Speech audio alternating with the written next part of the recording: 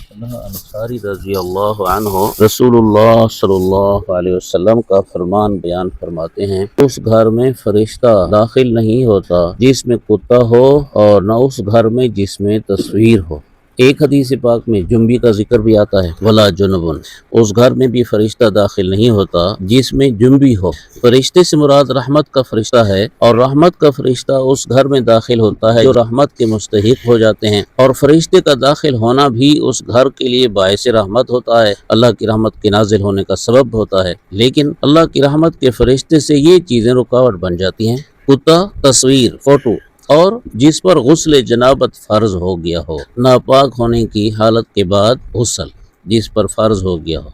इसलिए घर में ये चीज़ें नहीं होनी चाहिए। अगर आदमी को चाहत हो कि उसके घर में रहमत के फरिश्ते आएँ, और अगर ये तलब भी नहीं है तो फिर ऐसे को कुछ कहने की ज़रूरत नहीं।